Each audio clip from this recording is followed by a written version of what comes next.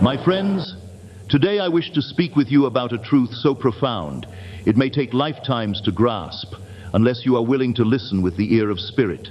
The truth is this: the world is at your command, not through force, not through struggle, but through imagination and the sacred power of feeling.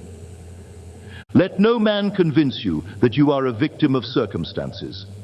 Let no outer condition fool you into thinking it has power over you.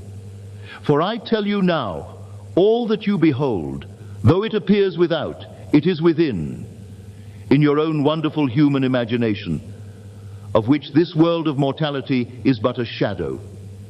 You are the operant power. That which you imagine with feeling, that which you assume to be true, becomes fact in this world. The law of consciousness does not fail. It does not discriminate. It delivers faithfully what you decree. So what then is your command? What are you assuming in the silence of your heart? What inner conversations do you hold when no one is listening? The world responds not to your words, but to your state of consciousness. You may say, I am rich, but if you feel poor, the world hears poverty. You may declare, I am loved, but if you feel lonely, the world echoes back isolation. It is the feeling that makes it real. In the beginning was the Word, and the Word was with God, and the Word was God.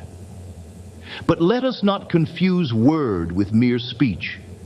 The word is the assumption, the feeling, the inner knowing that something is so, even when your senses deny it. So I ask you now, do you dare to assume the feeling of your wish fulfilled? Do you dare to live as though your ideal were already a fact? Can you persist in this inner knowing, despite what the outer world says? If you can, the world must bow to your assumption. Let me give you a story, for all truth is best told in story form. A student of mine once desired a new home, but she had no money, no contacts, and no logical way to acquire it. I told her, do not concern yourself with the how. Concern yourself only with the end. She imagined herself walking through her new home. She saw the curtains, touched the doorknobs, heard the echo of her footsteps. She did this daily, not in desperation, but with joy. She felt it real, and within weeks she received an inheritance she did not expect, and the home became hers. She did not beg, she did not force, she simply commanded reality through imagination, and the world obeyed. Imagination is not idle daydreaming. It is the creator of your world. Whatever you hold in imagination with feeling will, sooner or later, harden into fact. This is not a theory, it is a law. The law of assumption tells us, if you persist in assuming that which you desire is already yours, and if you feel it in your bones, the outer world must conform. I often say, you must live in the end. To live in the end is to go beyond hoping, beyond wanting, and into being. If you want success, stop yearning. Instead ask, what would it feel like if I were already successful? Then assume that feeling now, not later, now. Let that assumption be your dwelling place. Walk in it, speak from it, sleep in it. Your assumption, once accepted, becomes your world. What you are conscious of being, you become. So how do we begin? We begin in the silence of the mind. In your imagination, construct the scene that implies your desire is fulfilled. Make it vivid, feel it real, engage your senses. But most of all, engage your heart. If it is love you seek, imagine yourself holding your partner's hand. Feel the warmth, hear their voice, let your heart swell. Feel it until it brings tears of joy. Then let it go and trust the law. If it is wealth you desire, imagine the relief of knowing all is taken care of. Feel the joy of giving generously. Sense the weight of abundance on your soul. Let the world catch up to your inner reality. Now listen closely. This is important. There is no power outside of you. No man, no government, no fate can determine your life. You are the operant power. The world is not something to react to. It is something to command. But your command is not through shouting or controlling others. Your command is silent, invisible.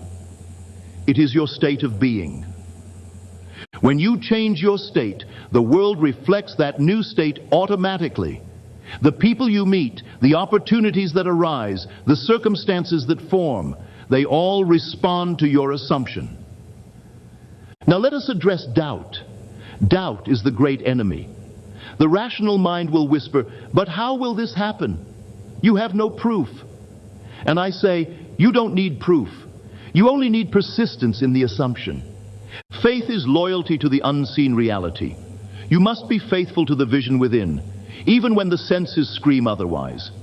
That is why I say, the world is at your command. But it is commanded through faith, feeling, and imagination. You are not here to fix reality, you are here to create it. So tonight, before you sleep, I urge you to play the most beautiful game ever devised, the game of assumption.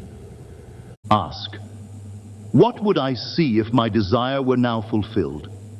What would I hear? How would I feel? Then see it, hear it, feel it. Let that scene replay as you fall into sleep. For sleep is the doorway into the subconscious, and the subconscious creates your world. Do not make this complicated.